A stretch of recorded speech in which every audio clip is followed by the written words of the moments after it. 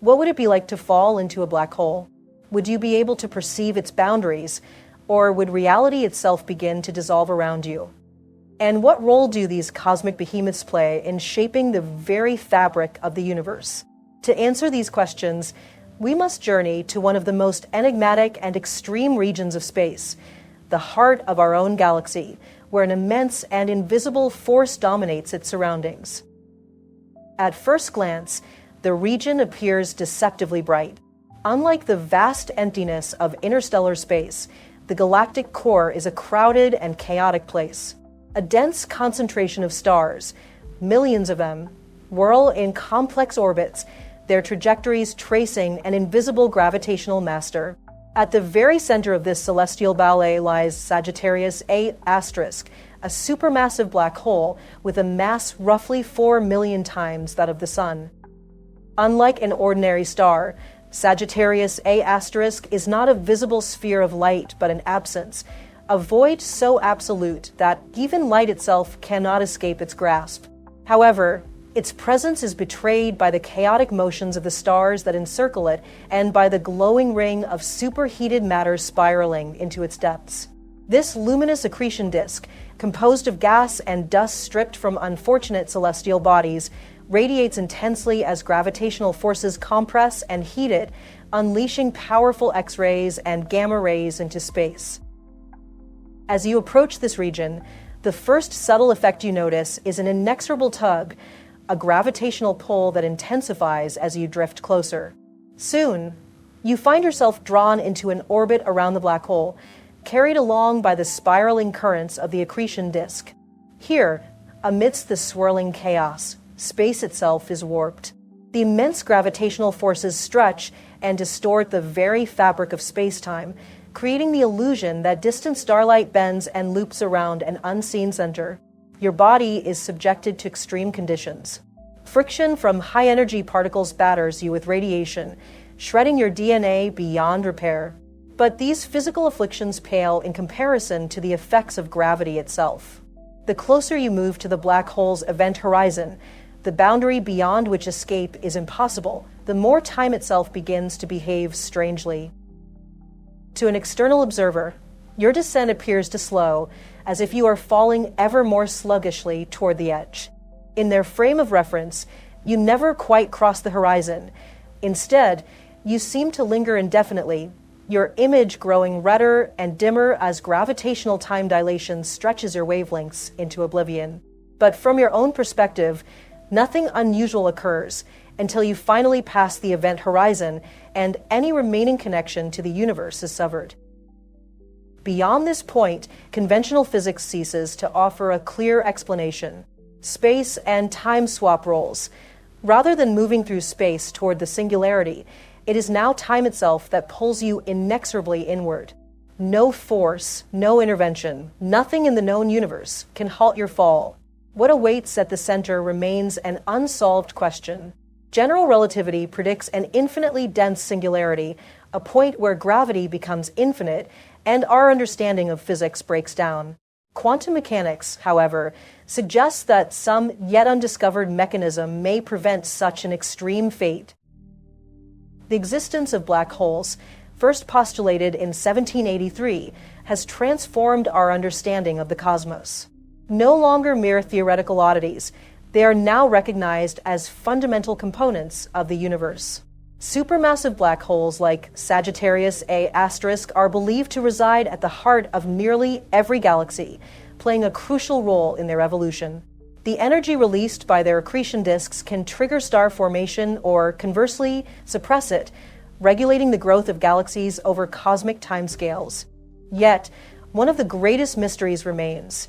How did these supermassive black holes form in the first place? Did they grow from the collapse of the first massive stars, gradually accumulating matter over billions of years?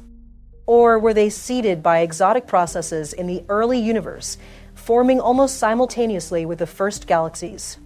As astronomers peer deeper into the cosmos, they search for answers, hoping to uncover the origins of these enigmatic giants and, in doing so, illuminate the story of the universe itself. The first black hole. Rain lashes against the tin roof of the makeshift shelter, cascading in rivulets down its sides and pooling into the muddy trenches below. A biting December wind weaves through the desolate encampment, its chill gnawing at the weary soldiers huddled beneath the slate-gray sky. The distant echoes of gunfire and artillery have, for now, fallen silent. Inside the dimly lit refuge, a senior lieutenant shifts his focus from the grim realities of war to the stack of dispatches on his desk. The year is 1915. The place, the Eastern Front of World War I. The lieutenant is Karl Schwarzschild. A distinguished physicist and director of the Astronomical Observatory in Potsdam, Schwarzschild was drawn into the war effort, applying his formidable mathematical prowess to the calculations of ballistic trajectories. Yet, tonight, amid the chaos and destruction, something unexpected captures his attention.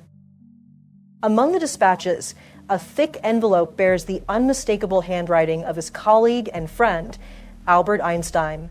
Inside lies a paper titled The Field Equations of Gravitation, a work destined to redefine our understanding of the universe. In it, Einstein presents the mathematical scaffolding of what would later be known as general relativity, a theory that describes how mass distorts space-time and how that curvature, in turn, dictates the motion of matter.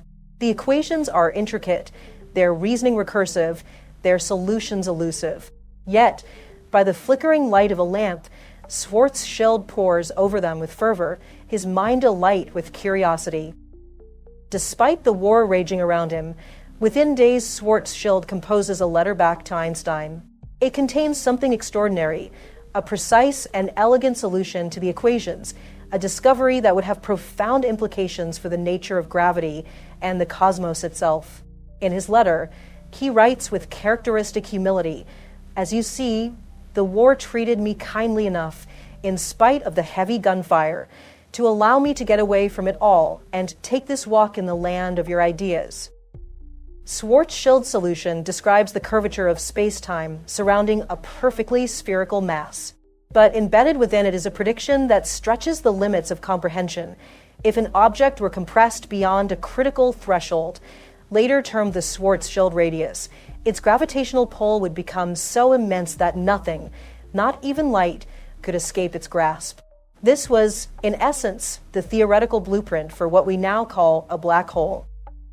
The Schwarzschild radius is determined by three fundamental quantities: the universal gravitational constant, the speed of light, and the mass of the object in question. Since the constants remain fixed, the radius depends solely on mass. More mass means a larger Schwarzschild radius. For a human, this critical size would be roughly a millionth the diameter of a single quark, an unfathomably tiny scale. For Earth, it measures just 9 millimeters. For the Sun, approximately 3 kilometers. However, since real-world celestial bodies exist far beyond these minuscule thresholds, their gravity remains within normal bounds. Only under extreme conditions, where matter is compacted into an inconceivably small volume, would Schwarzschild's prediction take tangible form. Though Schwarzschild's intellect endured the horrors of war, his body did not. He succumbed to a debilitating illness before he could witness the full ramifications of his discovery. For years, the idea of such an object, one where space-time curvature became infinite, was dismissed as an abstract mathematical curiosity. Many physicists resisted the notion that such an entity could exist in nature. That skepticism began to wane in 1964. High above Earth's atmosphere, where the protective veil of air no longer blocks high-energy radiation, 2 Geiger counters aboard a rocket flight detected an enigmatic source of intense X-rays in the constellation Cygnus. The object, later named Cygnus X, 1, presented a riddle, a powerful emitter of X-rays, yet invisible to optical telescopes. Further investigation revealed startling properties. The rapid fluctuation of its X-ray emissions on timescales shorter than a second implied a compact size. But orbital measurements of a visible companion star revealed the invisible source's mass, at least 15 times that of the Sun. Such an object was too massive to be a white dwarf or a neutron star. The only plausible explanation was the very entity Schwarzschild had envisioned decades earlier, a black hole. As evidence for Cygnus X, one accumulated throughout the 1970s, the scientific community finally embraced the reality of black holes. The term itself had only recently been popularized. In a 1967 NASA lecture, the physicist John Wheeler sought a more palatable alternative to the cumbersome phrase, gravitationally completely collapsed object. An exasperated audience member proposed a more succinct term, black hole. Wheeler seized upon the name, and it swiftly entered both scientific and popular lexicon. Today, we understand well how black holes like Cygnus X one form. Massive stars, sustained by nuclear fusion, eventually exhaust their fuel. Without the outward pressure of fusion to counteract gravity, the core collapses, often triggering a supernova explosion. If the remnant core exceeds roughly 3 solar masses, no known force can resist its collapse, and a black hole is born. Encased within its event horizon, the Schwarzschild radius, lies a region from which no information can escape. The more mass it accrues, the larger it grows, devouring anything that crosses its threshold. Yet, the interior of a black hole remains a mystery. Einstein's equations suggest that at its core lies a singularity, a point where space-time curvature becomes infinite and conventional physics ceases to function. Some have speculated that these singularities might bridge to other universes, a conjecture veiled in mathematical possibility, but devoid of experimental validation. No signal, no probe, no particle can return from beyond the event horizon to offer insight into what lies within. Despite this veil of secrecy, astronomers estimate that our Milky Way harbors millions of black holes, though their small size makes them elusive. To date, only a fraction have been definitively identified. Yet, these stellar black holes are merely the lesser siblings of a far grander and more enigmatic phenomenon, the supermassive black holes that reside at the heart of every galaxy, including our own. These cosmic leviathans, millions or even billions of times the mass of the Sun, exert an influence on the evolution of galaxies themselves. Schwarzschild's wartime calculations, scribbled in the midst of battle, unlocked a gateway to one of nature's most astonishing secrets. His vision, once an obscure mathematical prediction, has since become one of the most captivating and well-substantiated pillars of modern astrophysics. And yet, even a century later, the depths of the black hole remain as unknowable as the darkness from which it draws its name. Supermassive. On April 10, 2019, an image spread across the world at an unprecedented speed, capturing the imagination of both the scientific community and the general public. It was not a conventional work of visual grandeur, nor an intricate mosaic of detail. Rather, it was a blurred, indistinct torus of glowing orange against the vastness of an inky black void.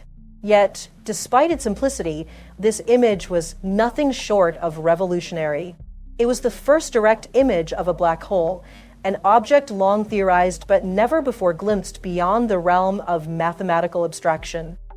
For centuries, black holes had remained elusive, their existence inferred only through indirect observations. Their very name is indicative of their nature. They are black by definition, absorbing all light and offering no direct visibility. Capturing an image of such an entity seemed, at first glance, to be an exercise in futility. Yet, scientists, armed with an understanding of the extreme gravitational effects black holes exert on their surroundings, devised a novel approach.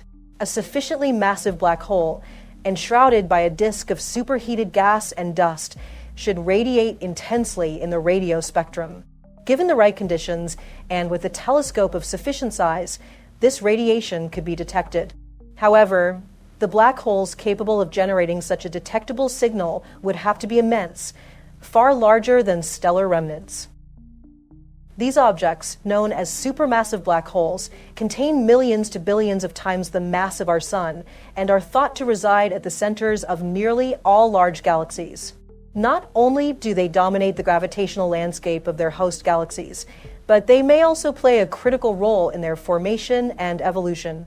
Paradoxically, Even as they devour surrounding material, these behemoths can influence star formation through their outflows, dispersing energy and matter across interstellar space. The fundamental nature of this relationship has led to one of the most perplexing questions in modern astrophysics.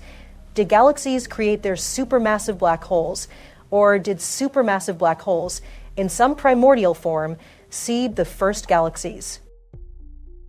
To uncover the secrets of these celestial giants, scientists turned first to the heart of our own Milky Way.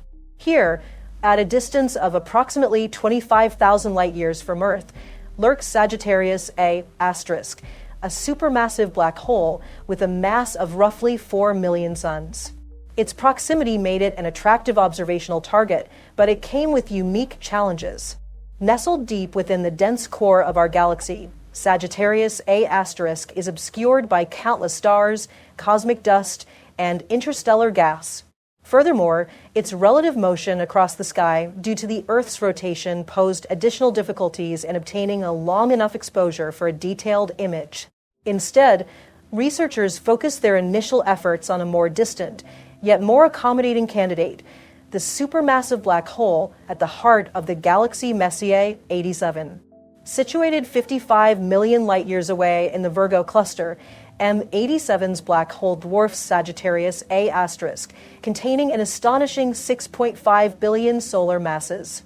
Despite its immense distance, its sheer size and the relative stability of its position in the sky made it an ideal subject for observation. The fundamental problem of imaging a black hole lies in resolution. In radio astronomy, the ability to resolve fine details is dictated by the size of the telescope aperture. To observe an object as distant and small as M87's event horizon, a telescope would need to be approximately the size of Earth itself, an apparent impossibility. The solution was both elegant and ambitious. Rather than constructing a single enormous telescope, scientists linked together an array of radio observatories scattered across the globe. This network, known as the Event Horizon Telescope, spanned from the South Pole to Spain, creating a virtual telescope with an effective aperture nearly as large as Earth. By precisely synchronizing observations from these facilities using atomic clocks, the EHT was able to collect vast amounts of data over 4 days in April 2017. Given the immense volume of information recorded, conventional data transfer methods proved inadequate. Instead, the data was stored on physical hard drives and transported to central processing centers, where teams of scientists meticulously reconstructed the image using advanced computational algorithms.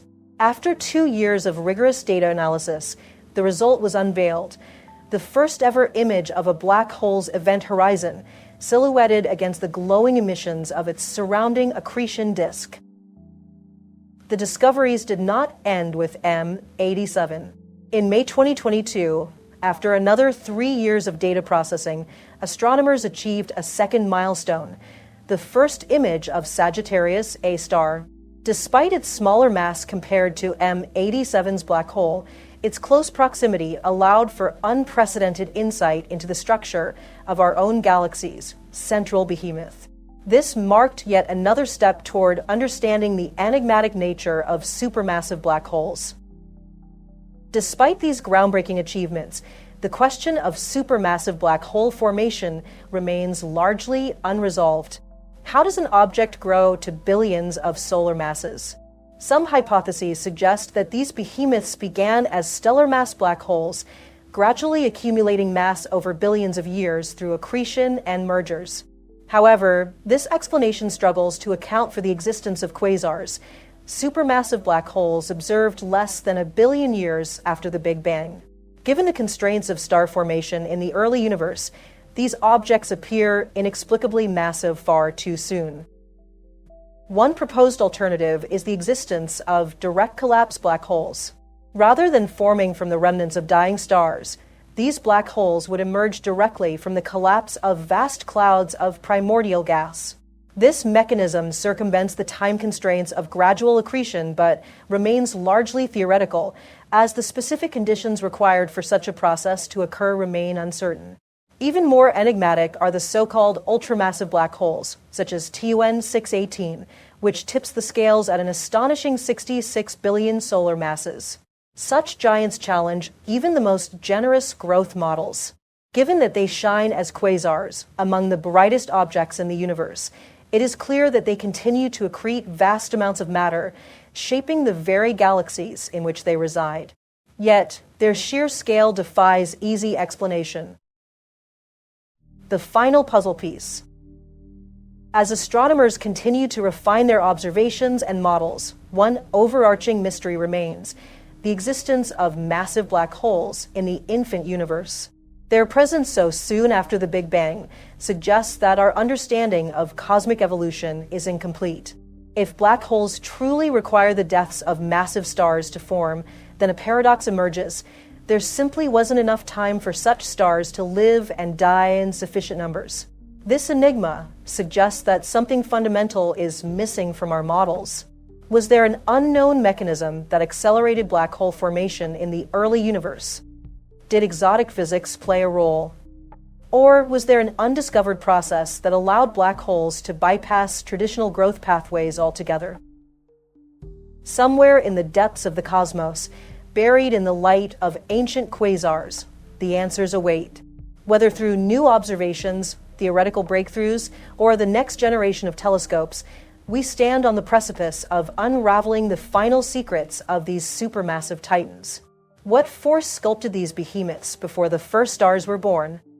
That, perhaps, is the next great question of modern astrophysics. Before atoms.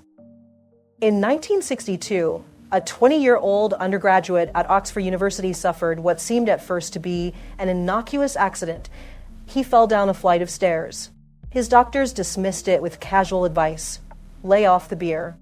But when his clumsiness persisted into the following year, his family grew increasingly concerned, and the young scholar was admitted to the hospital for an exhaustive series of medical tests. After 2 weeks of rigorous examinations, the physicians remained vague.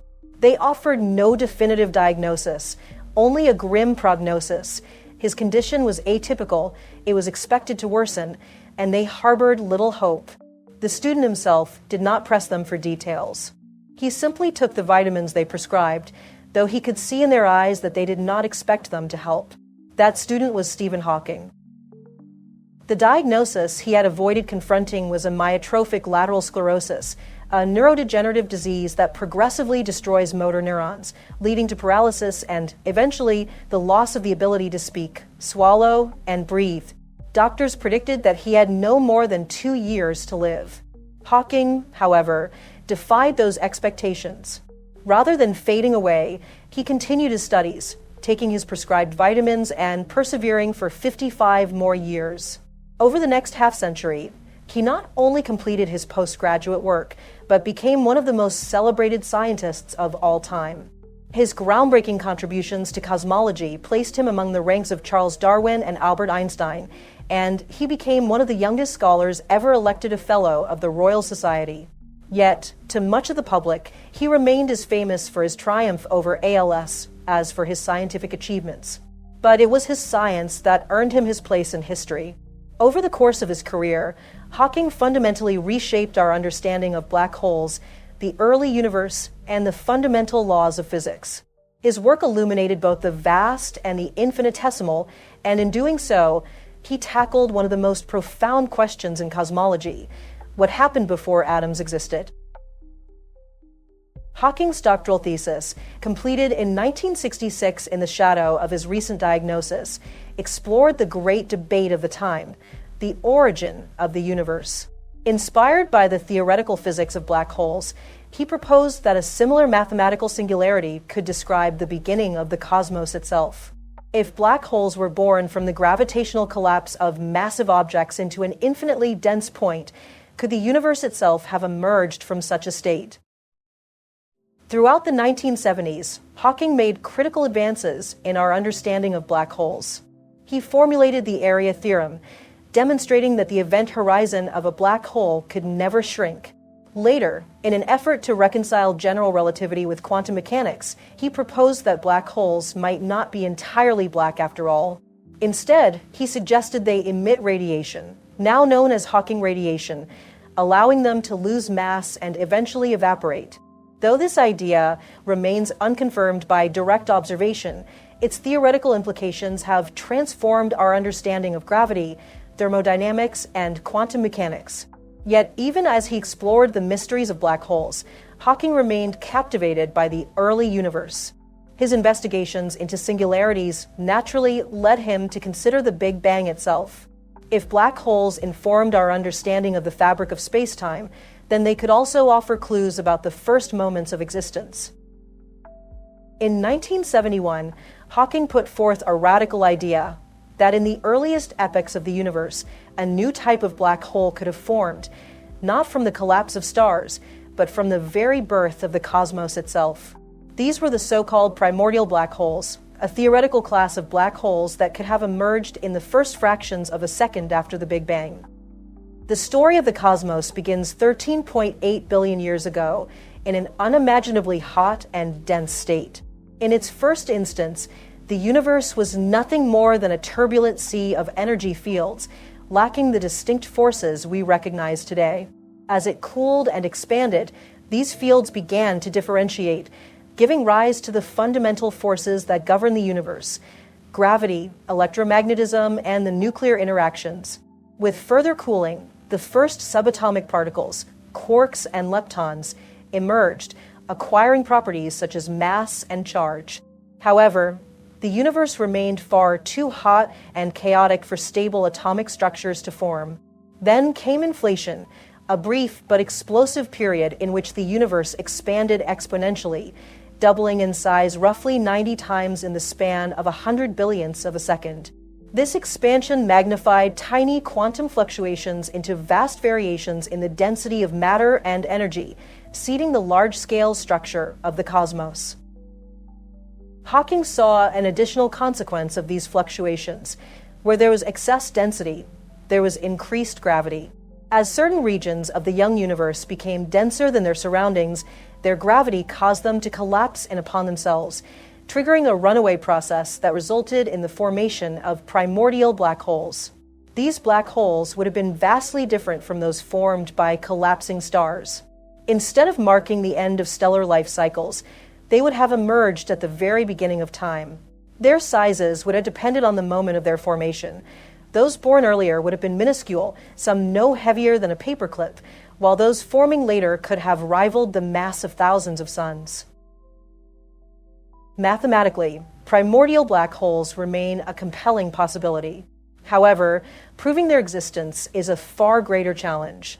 Unlike their stellar mass or supermassive counterparts, these ancient black holes would not necessarily be surrounded by accretion disks or emit detectable radiation. If they were formed in significant numbers, they could constitute a portion of dark matter, influencing the cosmos through their gravitational effects. Some have speculated that primordial black holes could explain mysterious astronomical phenomena, such as certain gravitational wave detections or even the formation of supermassive black holes in the early universe. Yet, detecting them remains a formidable task. When and where they formed, how numerous they were, and what sizes they likely reached are still open questions. The search for these ancient singularities is akin to seeking a needle in a cosmic haystack. But Hawking's legacy endures in the pursuit of these questions. His mathematics, elegant and unyielding, suggests that primordial black holes could very well have been among the first structures in the universe. The challenge now lies in proving it. As observational techniques advance, the possibility of detecting their subtle gravitational fingerprints grows ever more tantalizing. And so, the quest continues, not just to understand black holes, but to peer deeper into the earliest moments of the universe itself. What existed before atoms? If Hawking's vision was correct, then lurking in the fabric of the cosmos are remnants of a time before time, waiting to reveal the true origins of everything we see today. Finding the Needle. Mercury, Venus, Earth, Mars, Jupiter, Saturn, Uranus, and Neptune, the 8 major planets of our solar system. Some have been observed since antiquity, their motions recorded by ancient astronomers who tracked their paths across the night sky with the naked eye. Others were discovered with telescopes, their existence predicted by the subtle gravitational tugs they exerted on their neighbors before finally being confirmed through direct observation. But even after 4,000 years of astronomical study, there are still unresolved mysteries lurking at the edge of our celestial neighborhood. One of them is the lingering possibility that yet another significant body remains hidden in the outer reaches of the solar system. In 1951, astronomer Gerard Kuiper pondered a fundamental question about comets. Scientists had long observed short-period comets, icy bodies that sweep through the solar system on highly elongated orbits, returning every 200 years or less. Halley's Comet, which last appeared in 1986 and will return in 2061, is among the most famous. Yet, every time such a comet passes near the Sun, it loses some of its icy mass to sublimation. Over time, these comets should have been completely depleted. Given the solar system's age, roughly 4.5 billion years, it seemed implausible that short-period comets could still exist unless there was a vast reservoir of icy bodies beyond Neptune, replenishing the cometary population. Kuiper proposed that such a belt of frozen objects must exist, periodically disturbed by gravitational interactions with Neptune and the other giant planets, sending some inward to become comets on their terminal trajectories toward the Sun. Yet, despite his hypothesis, it wasn't until 1992 that observational evidence confirmed its existence. After 5 years of searching beyond Neptune, astronomers detected the first Kuiper belt object. More soon followed, revealing a previously unknown population of icy bodies. But as astronomers cataloged more KBOs, an anomaly emerged. Some of these distant bodies followed highly unusual orbits. One such object, the dwarf planet Sedna, discovered in 2003, follows a long, elliptical orbit that takes over 10,000 years to complete. Even at its closest approach, Sedna remains more than twice as far from the Sun as Neptune, meaning that Neptune's gravitational influence alone cannot account for its extreme trajectory. Moreover, other trans-Neptunian objects display a striking clustering effect, aligning their orbits in a way that statistical models suggest should be random. Over hundreds of millions of years, their orbits should have scattered chaotically. The fact that they have not implies the presence of an unseen force shaping their motion. In 2012, Brazilian astronomer Rodney Gomes proposed a provocative solution, a distant, massive planet acting as a gravitational shepherd, exerting its influence from the solar system's outermost frontier. This theoretical world, dubbed Planet 9, would have a mass approximately 6 times that of Earth and follow an elongated orbit about 400 times farther from the Sun than Earth. Despite knowing where to search, however, astronomers have yet to detect Planet 9 directly. Some skeptics argue that the observed orbital anomalies are simply artifacts of observational bias. NASA's then chief scientist Jim Green, quoting Carl Sagan, cautioned, "Extraordinary claims require extraordinary evidence." And yet, the mystery persists. But what if Planet 9 is not a planet at all? What if it has all the mass and gravitational influence predicted by the orbital calculations, yet is something much smaller and much stranger, a primordial black hole? If such an object existed, its event horizon would be no larger than a tennis ball, making it effectively invisible against the vastness of space. It would not reflect light, nor emit detectable radiation in the visible spectrum, eluding even our most powerful telescopes. This might explain why it has remained undetected despite extensive searches. Detecting such a small but powerful object requires an entirely different approach. One possibility is that its intense gravity might attract a surrounding microhalo of dark matter. On a galactic scale, dark matter is thought to form vast halos around entire galaxies, helping to maintain their rotational structure. If a miniature version of this phenomenon surrounds a primordial black hole, then detecting the radiation from interacting dark matter could provide a means of identification. However, this method depends on the unresolved nature of dark matter itself. Despite comprising an estimated 27% of the universe's total mass energy content, outweighing normal matter 6 to 1, dark matter has never been directly observed. Its existence is inferred from its gravitational effects, yet no instrument has ever been able to detect it directly. Two competing hypotheses attempt to explain dark matter's composition. One suggests that it consists of weakly interacting massive particles, a class of theoretical subatomic particles that interact gravitationally but otherwise evade detection by existing physics models. The other posits the existence of massive astrophysical compact halo objects, which could include dense, invisible astronomical bodies such as black holes. Among the earliest proponents of the macho hypothesis was Stephen Hawking, who speculated that primordial black holes formed in the first moments of the universe could contribute significantly to the missing dark matter. If true, then the dark matter that binds galaxies together is not merely dark in the figurative sense, unknown and unseen, but dark in the literal sense, comprised of countless black holes formed in the first second of cosmic history. If primordial black holes are indeed abundant, then much of the matter that came into existence at the birth of the universe may have been instantly imprisoned behind event horizons, never to reemerge. Only a fraction, 1/6, by current estimates, escape this fate to form stars, planets, and the observable universe as we know it. The implications are profound.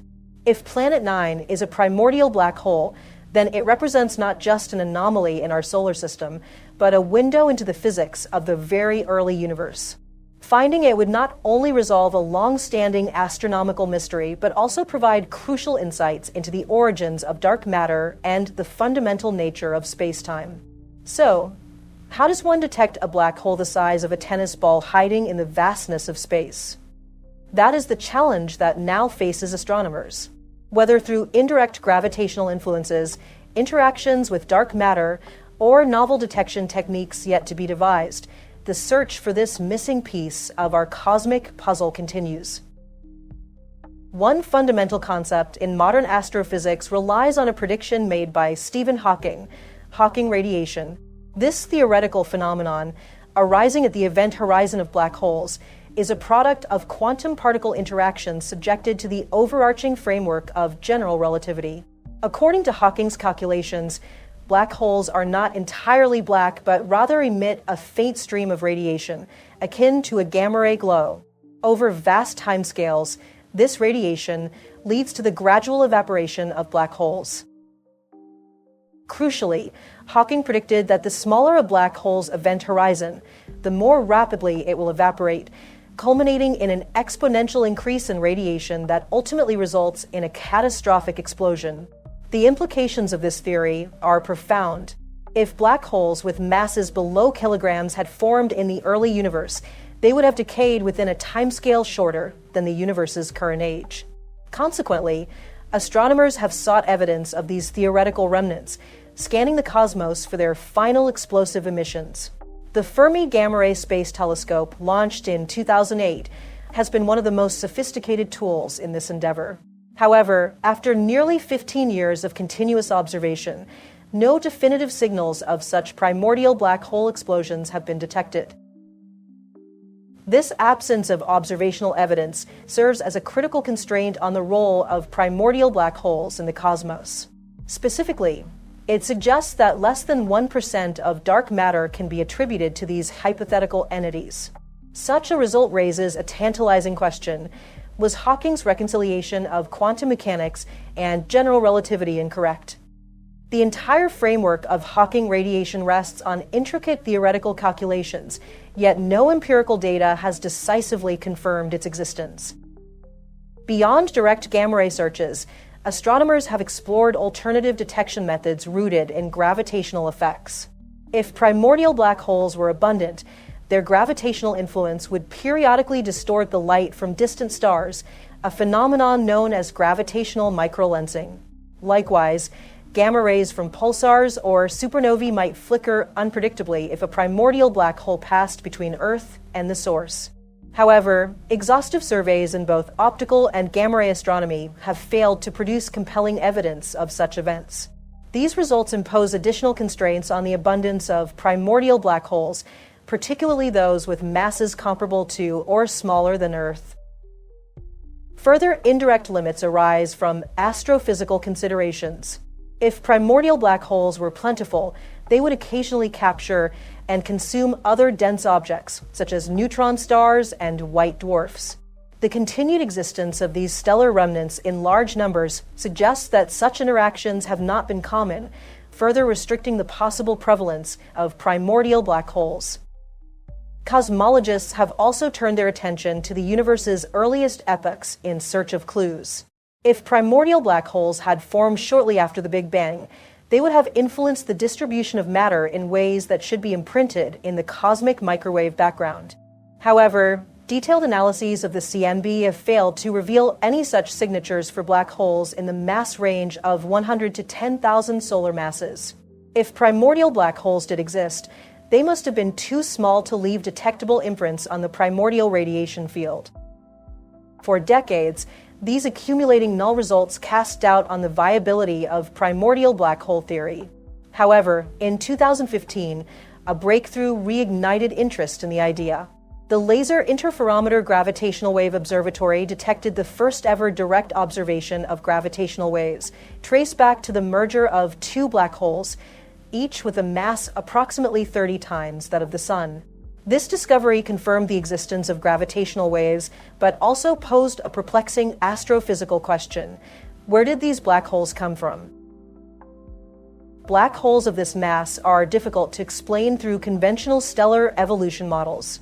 They are too large to be the remnants of typical star deaths, yet too small to be classified as supermassive black holes. One intriguing possibility is that they are, in fact, primordial black holes. If primordial black holes commonly formed with masses in the 30 solar mass range, their predicted collision rates align remarkably well with the frequency of black hole mergers observed by LIGO. While earlier observational constraints ruled out primordial black holes as the dominant component of dark matter, they did not exclude their existence altogether. Instead, they have refined our understanding, placing strict limits on the possible mass ranges in which these objects might exist. Interestingly, there remain unexplored mass regimes where primordial black holes could still play a crucial role in cosmic evolution.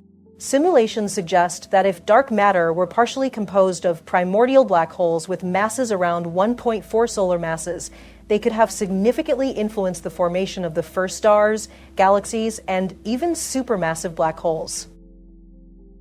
The question of primordial black holes remains one of the most compelling mysteries in modern cosmology.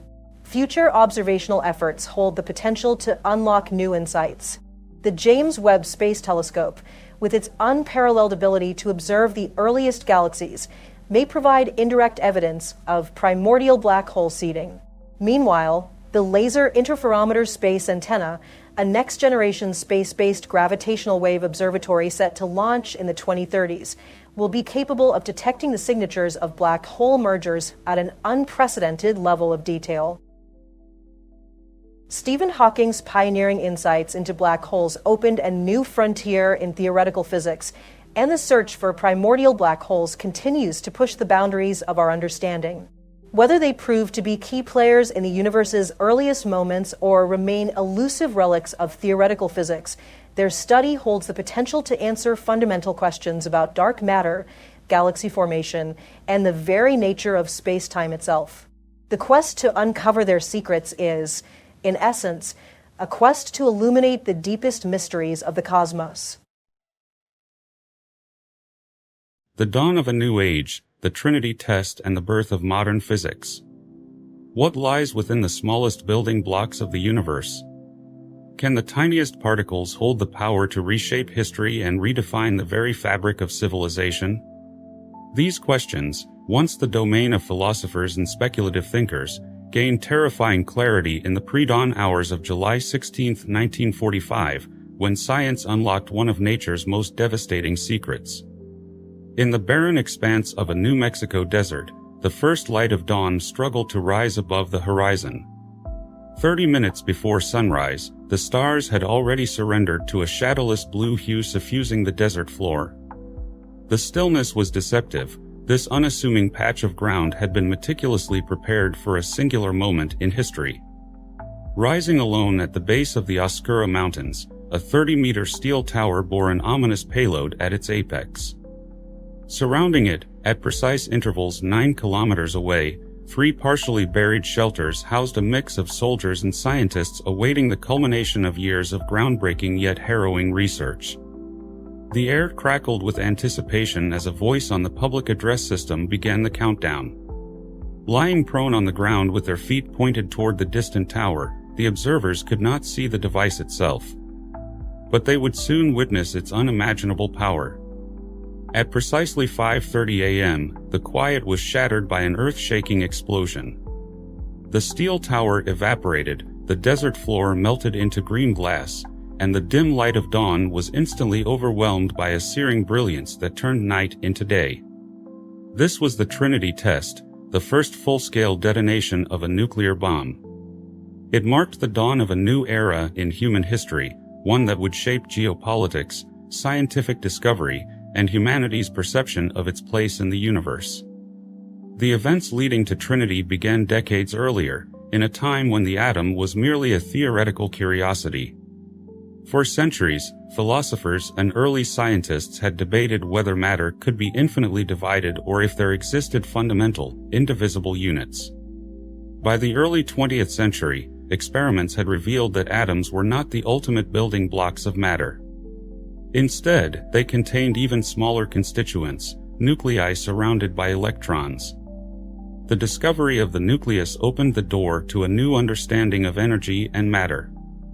In 1938, German chemists Otto Hahn and Fritz Strassmann, along with physicists Lise Meitner and Otto Frisch, discovered nuclear fission, the splitting of an atomic nucleus into smaller fragments, accompanied by a staggering release of energy. This revelation coincided with the outbreak of World War II, and the implications of harnessing such power were immediately apparent. Albert Einstein, along with physicist Leo Szilard, penned a letter to President Franklin D. Roosevelt, warning that Nazi Germany might develop a powerful new weapon based on nuclear fission. This letter spurred the United States to initiate the Manhattan Project, an unprecedented effort to harness atomic energy for military purposes. The device tested at Trinity, nicknamed the Gadget, was a plutonium-based implosion bomb. Its design relied on carefully shaped explosives to compress a subcritical plutonium core into a supercritical state, triggering a chain reaction. This reaction released energy equivalent to 21,000 tons of TNT within a fraction of a second. The result was both a triumph of human ingenuity and a chilling demonstration of the destructive potential of nuclear science. The explosion not only vaporized the steel tower but also left a crater at the site, its floor transformed into a sheet of green, glassy material later named Trinitite. Above the desert, a massive fireball ballooned upward, forming the now iconic mushroom cloud, a grim symbol of the nuclear age. If not for the exigencies of World War II, nuclear science might have taken a slower and more measured path. Before the war, the exploration of the atom was a niche pursuit, limited to small advancements and incremental discoveries.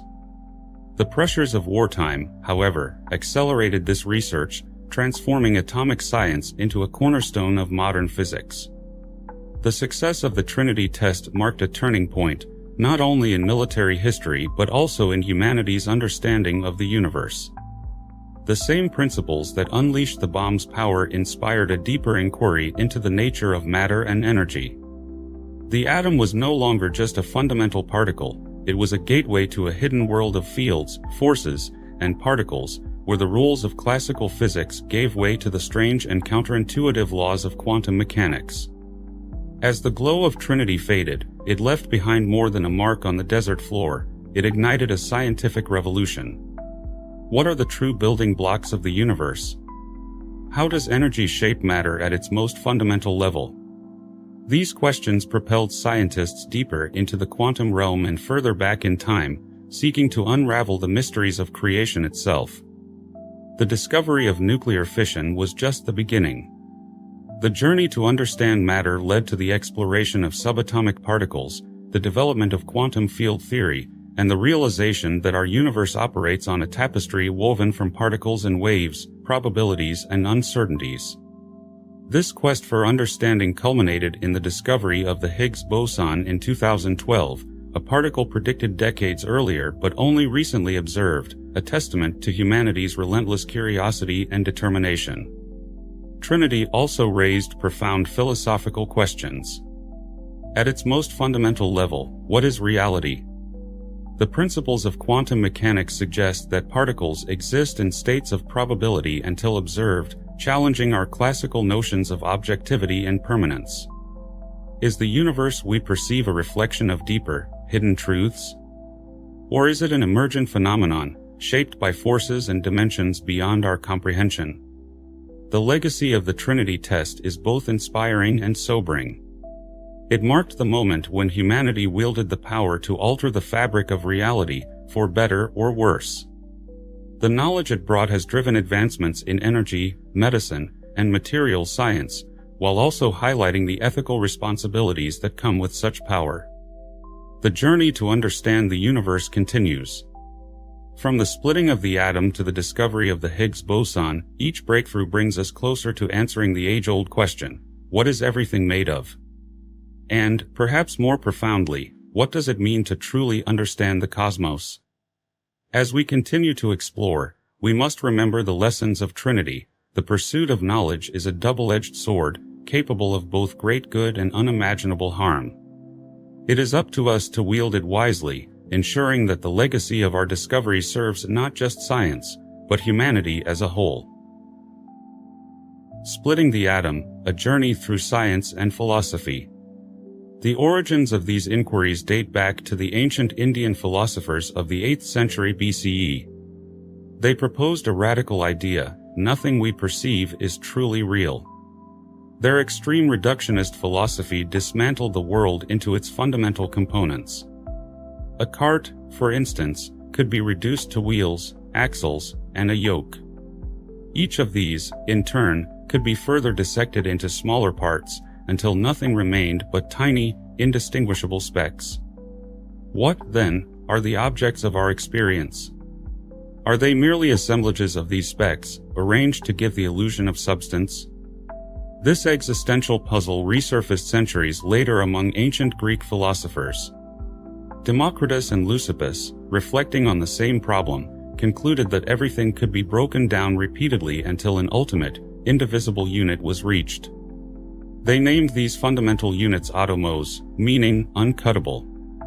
This profound concept laid the groundwork for a scientific journey that would span over 2 millennia.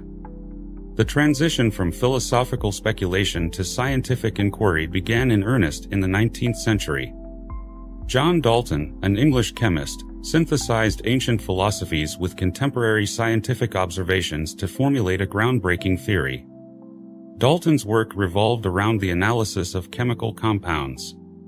Each compound, he observed, behaved in unique and predictable ways. Methane, for example, consisted of carbon and hydrogen atoms, while nitrous oxide contained nitrogen and oxygen atoms. Dalton postulated that these compounds were constructed from indivisible building blocks, or atoms, specific to each element. Dalton's theory introduced the scientific concept of the atom, aligning with the ancient notion of atomos. Yet, as the 19th century unfolded, evidence began to challenge the idea of indivisibility. Atoms, it seemed, harbored secrets far more complex than Dalton or the ancients could have imagined. By the late 1800s, experiments probing the nature of electric charge unveiled a new kind of particle. J.J. Thomson, an English physicist, identified the electron in 1897, a negatively charged particle capable of moving independently of atoms. This discovery raised profound questions. If electrons were part of atomic matter, how could atoms remain indivisible? Ernest Rutherford provided a critical piece of the puzzle. In his famous gold foil experiment, Rutherford bombarded a thin sheet of gold with radioactive particles. To his astonishment, some particles rebounded, while others passed straight through. This led him to propose a revolutionary atomic model. Atoms consist of a dense, positively charged nucleus surrounded by orbiting electrons. Rutherford identified protons within the nucleus as carriers of positive charge, establishing the atom as a composite structure. While Rutherford's model explained much, it left one glaring inconsistency: the mass of certain atoms exceeded the combined mass of their protons and electrons. James Chadwick resolved this mystery in 1932 by discovering the neutron, a neutral particle residing within the nucleus. Chadwick's work earned him a Nobel Prize and deepened our understanding of atomic structure. With protons, neutrons, and electrons identified, the atom's indivisibility had been decisively disproven. The discovery of the neutron catalyzed a new era in atomic research. Scientists bombarded atomic nuclei with neutrons, altering their composition and occasionally splitting them. In 1938, Austrian physicist Lise Meitner, collaborating with Otto Hahn and Fritz Strassmann, identified this process as nuclear fission.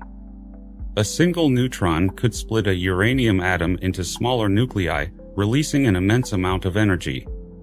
Meitner's insights were groundbreaking. She named the phenomenon fission, drawing an analogy to cell division in biology. However, her pivotal contributions were overshadowed by sexism and anti-Semitism, leaving Hahn to receive sole recognition in the 1944 Nobel Prize. The practical implications of fission were profound and terrifying. Scientists quickly realized that a chain reaction of atomic splits could unleash unprecedented destructive power.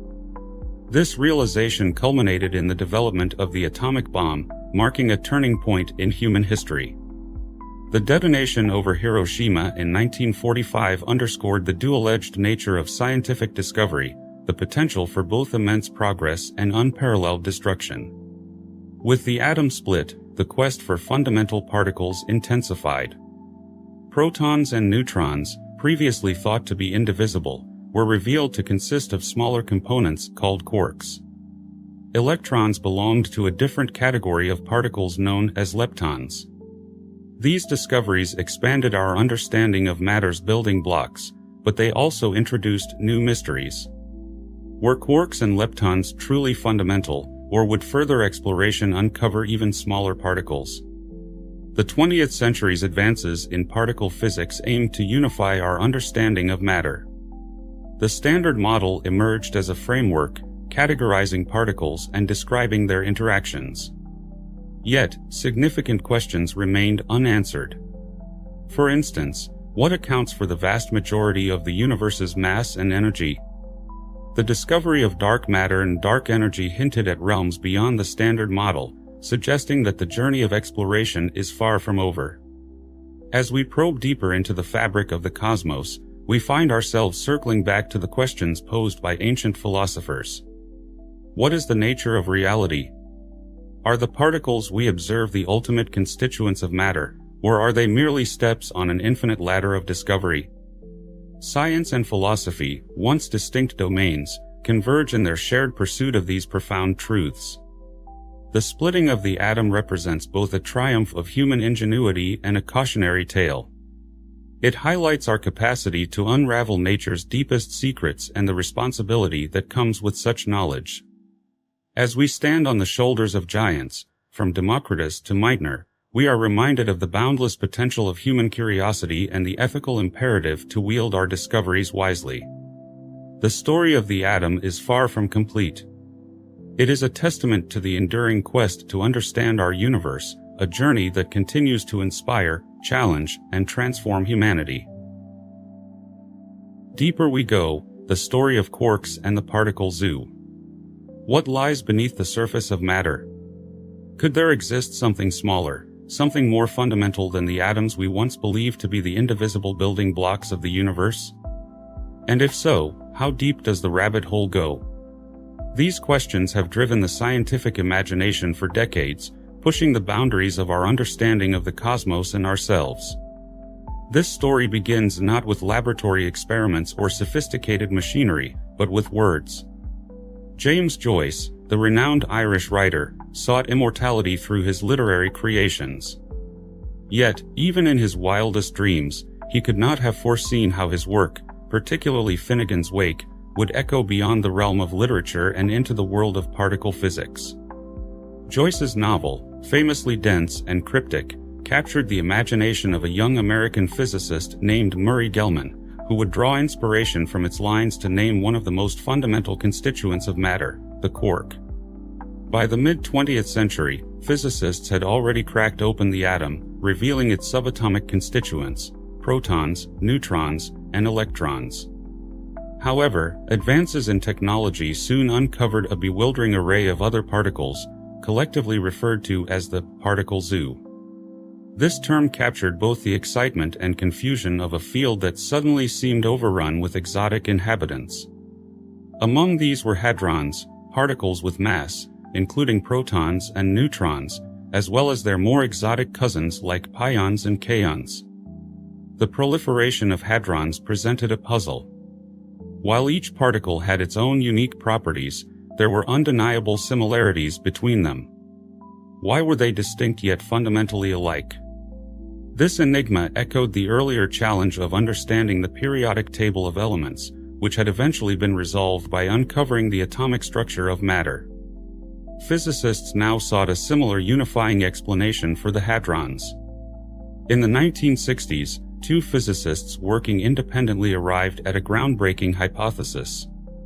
Murray Gell-Mann, based at the California Institute of Technology, and George Zweig, working at CERN in Switzerland, proposed that hadrons were not fundamental after all. Instead, they were composed of even smaller particles. Gell-Mann envisioned three subhadronic particles and whimsically named them quarks, borrowing the term from a line in Finnegan's Wake, 3 quarks for muster mark. Meanwhile, Zweig imagined for such components, which he called aces, drawing inspiration from the suits in a deck of cards. Both models provided a compelling framework for understanding the particle zoo. However, these ideas were purely theoretical until experimental evidence could confirm the existence of these subhadronic entities. The Stanford Linear Accelerator Center, established in the mid-1960s, became the proving ground for these bold hypotheses. At 3.2 kilometers long, SLAC's linear accelerator was the longest of its kind, capable of accelerating electrons to energies of 50 gigaelectron volts. By colliding these high-energy electrons with protons and neutrons, physicists could study the wreckage and glean insights into the subatomic structure of matter. In 1968, experiments at SLAC provided the breakthrough. The collisions revealed point-like particles within protons, consistent with Gell-Mann's theoretical quarks. These results confirmed that protons, like atoms before them, were not indivisible. Quarks were real, and they represented a new frontier in our understanding of matter. With the existence of quarks established, the next challenge was to determine their properties and varieties. Over the following decades, high-energy experiments and theoretical advancements identified 6 distinct types, or flavors, of quarks: up, down, strange, charm, top, and bottom. Each flavor possesses unique characteristics, including electric charge, mass, spin, and a property intriguingly named color. The term color in this context has nothing to do with visual hues but instead describes the way quarks interact via the strong nuclear force. This force, mediated by particles called gluons, binds quarks together to form hadrons. Quarks combine in triplets to create baryons, such as protons and neutrons, or in pairs to form mesons. These combinations follow strict rules dictated by quantum chromodynamics, QCD, the theory describing the behavior of quarks and gluons. Quarks are the foundation of all baryons and mesons, which in turn make up the nuclei of atoms. Protons, composed of 2 up quarks and 1 down quark, carry a positive charge. Neutrons, consisting of 2 down quarks and 1 up quark, are electrically neutral. Together, they form the nuclei of every element in the periodic table, giving rise to the diversity of matter in the universe. But quarks do not only form stable particles. In high-energy environments, such as those created in particle accelerators or cosmic events, quarks can also combine into exotic particles like lambda, sigma, and 11 baryons, as well as fleeting mesons. These particles often exist for mere fractions of a second, yet their study provides invaluable insights into the behavior of the strong nuclear force and the early moments of the universe. Quarks are not the only fundamental particles in the standard model of particle physics. Leptons represent another category of elementary particles, including the familiar electron as well as the heavier muon and tau particles. Each lepton also has an associated neutrino, a nearly massless and electrically neutral particle. Together, quarks and leptons form the building blocks of all known matter. Their interactions, governed by the fundamental forces of nature, underpin the structure and dynamics of the cosmos. Yet, the Standard Model, despite its success, leaves many questions unanswered. For all its elegance, the Standard Model does not explain everything. Why do particles have mass? The discovery of the Higgs boson in 2012 provided a partial answer, demonstrating how particles acquire mass through interactions with the Higgs field. Yet, the origins of the Higgs field itself remain a mystery. Moreover, the Standard Model cannot account for dark matter and dark energy, which together constitute approximately 95% of the universe's mass-energy content. Nor does it provide a unified framework for reconciling quantum mechanics with general relativity, the theory describing gravity. As we probe deeper into the nature of matter, we find ourselves revisiting the fundamental questions that have inspired humanity for centuries. Are quarks and leptons truly indivisible, or will future experiments uncover even smaller constituents? Is there a single, elegant theory that can unify all the forces of nature, from the strong nuclear force to gravity? The journey into the subatomic realm has already transformed our understanding of the universe. It has revealed a world of extraordinary complexity and beauty, governed by rules that challenge our intuition yet hold the key to understanding the cosmos. And as we stand on the brink of new discoveries, one thing is certain: the deeper we go, the more there is to learn. The mystery of matter, the hunt for the Higgs boson. What gives matter its substance? Why do particles have mass, and how did they acquire it in the first place? Without mass, electrons would not bind to protons, hydrogen atoms would not form, and the universe as we know it would be a lifeless void. These questions are not only fundamental to our understanding of physics, but also vital to comprehending the very fabric of the cosmos. February in Chicago is harsh. The wind, sharp and relentless, barrels through the streets, carrying the icy breath of Lake Michigan and depositing snow in corners of the bustling city.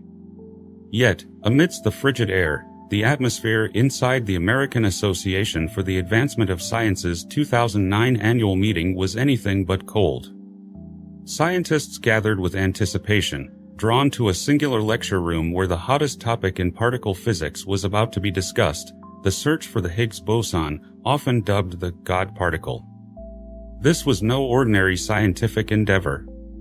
It was a race, a contest of monumental stakes, pitting Fermilab's Tevatron in Illinois against CERN's Large Hadron Collider, LHC, straddling the French-Swiss border.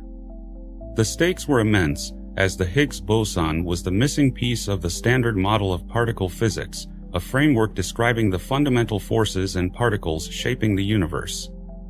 The LHC, a marvel of modern engineering, was purpose-built for this quest at a staggering cost of €3 billion. Yet, just a month after its inauguration in 2008, disaster struck. A catastrophic explosion damaged several magnets in the accelerator, necessitating over a year of repairs. This unforeseen setback handed Fermilab a golden opportunity to take the lead. At the 2009 conference, Fermilab's scientists presented their progress, cautiously optimistic yet candid about the challenges they faced. The search for the Higgs boson was like hunting for a needle in a haystack, with the added complication that no one knew exactly what the needle looked like. The Higgs boson wasn't an arbitrary goal, it was the key to resolving one of the most perplexing mysteries in physics: the origin of mass. The Standard Model, developed over the latter half of the 20th century, provided an elegant explanation for the fundamental forces of nature. It described four forces: gravity, electromagnetism, the strong nuclear force, and the weak nuclear force.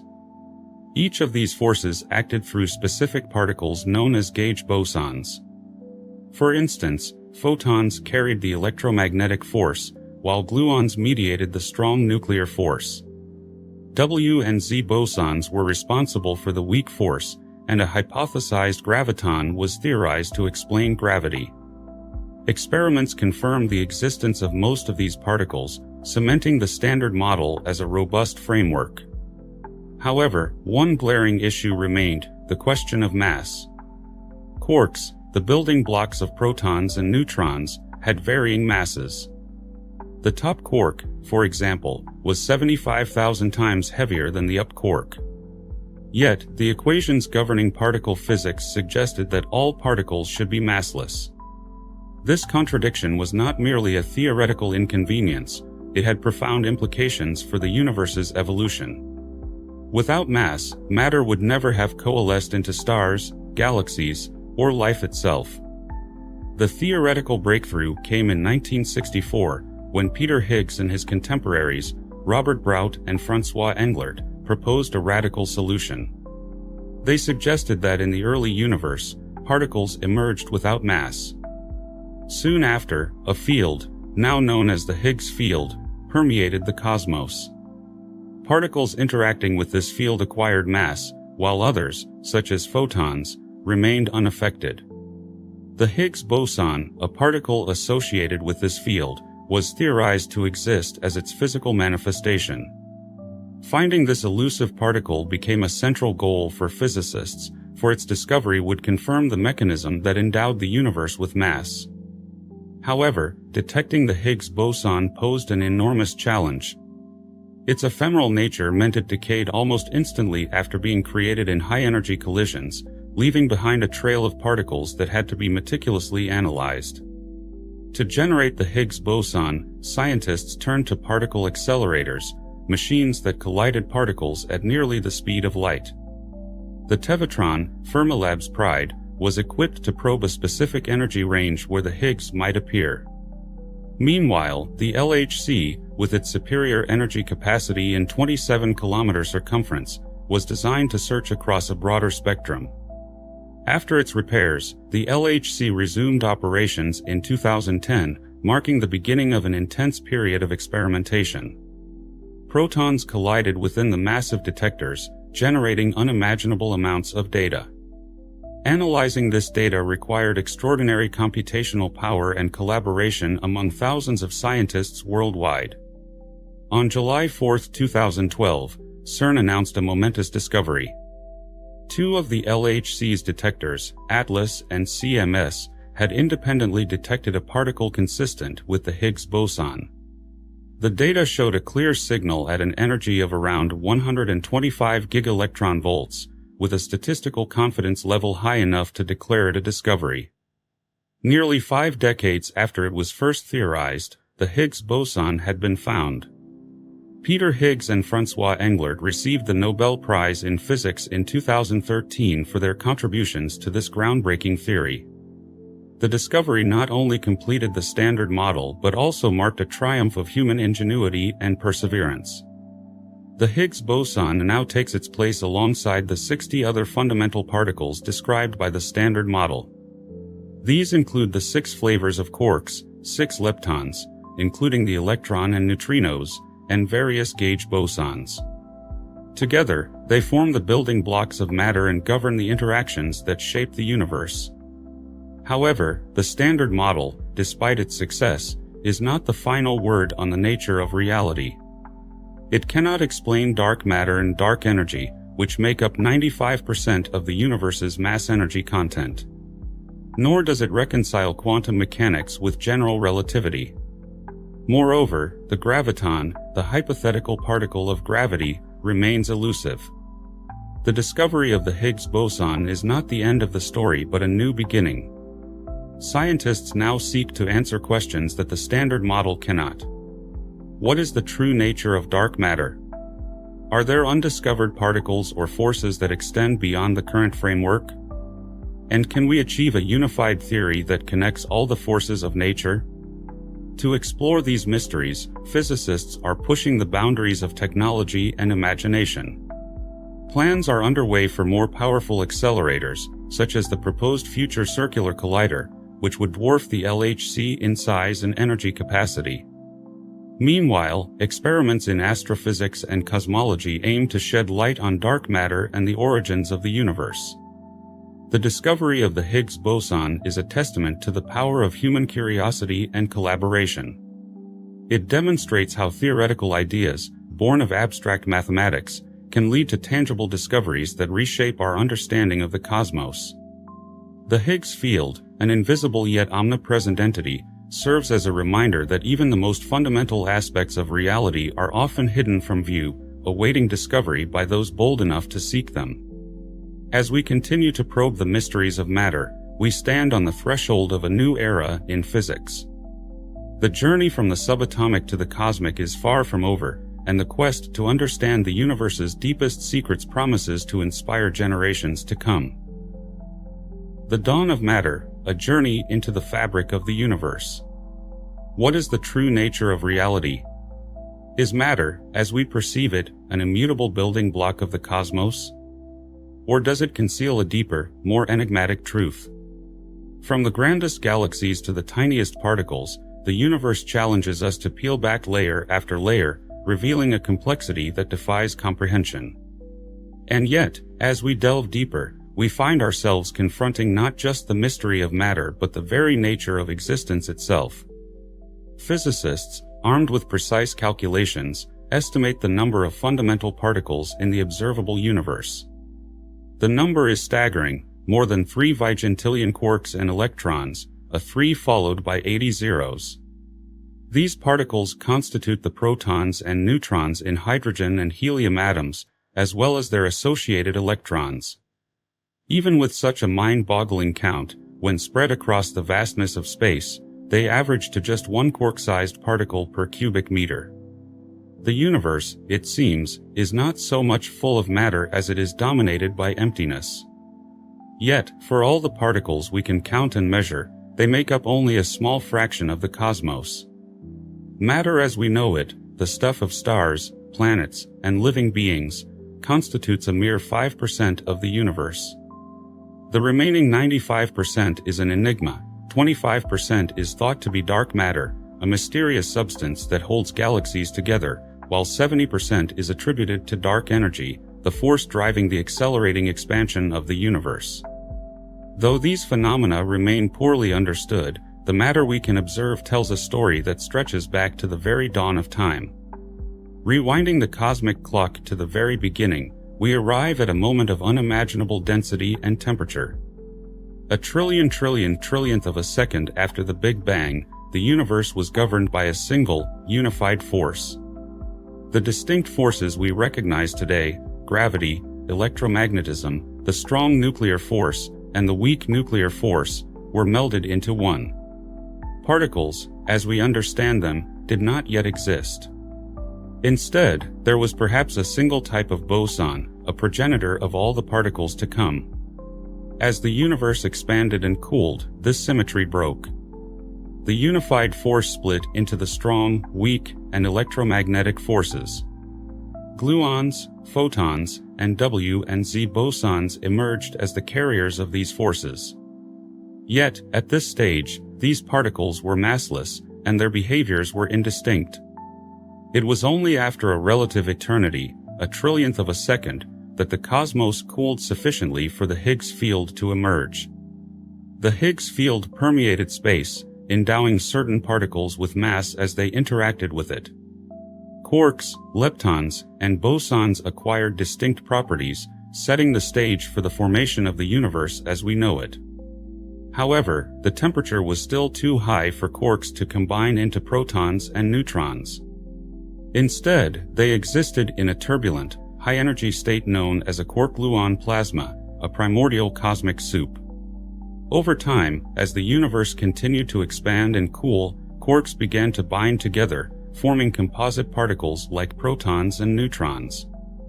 These nucleons clustered to form atomic nuclei, which eventually captured electrons to create neutral atoms. Hydrogen and helium emerged as the first elements, and from these building blocks, the universe began its transformation into a complex tapestry of stars, galaxies, and planets. While this story of cosmic evolution paints a picture of ever smaller building blocks nestled within one another, quantum mechanics reveals a more unsettling truth. At the smallest scales, particles such as quarks, leptons, and bosons defy classical understanding.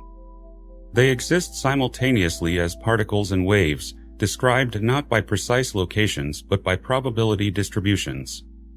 This quantum uncertainty means that particles cannot be pinned down in space and time, challenging the very concept of their existence.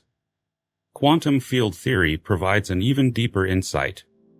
According to this framework, particles are not standalone entities but rather excitations in underlying fields. The universe is crisscrossed by at least 24 distinct quantum fields, each corresponding to a fundamental force or particle. These fields interact, creating interference patterns that give rise to the semi-stable particles we observe. A proton, for example, is not a solid object but a dynamic interplay of quark and gluon fields, shaped by the strong nuclear force. This perspective transforms our understanding of matter. The tangible objects we perceive are merely manifestations of underlying fields. The Higgs field, electromagnetic field, and others weave an intricate web through space and time, their ripples and interactions giving rise to the illusion of solidity. In this view, the universe is not composed of discrete particles but of continuous, interacting fields, with matter emerging as a transient, localized phenomenon. Even as we unravel the story of matter, vast mysteries persist. Dark matter and dark energy, which dominate the cosmos, remain beyond the grasp of our current theories. The standard model of particle physics, though remarkably successful, cannot account for these phenomena.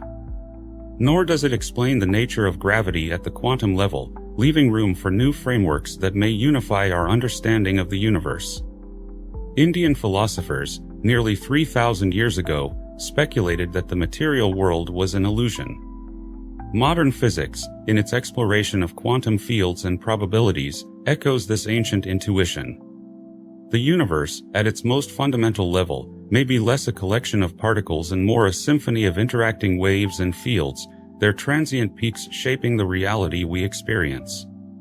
As we continue to probe the nature of matter, we are reminded that every discovery opens new questions. The journey into the fabric of the universe is far from over, and the mysteries that remain promise to inspire and challenge humanity for generations to come.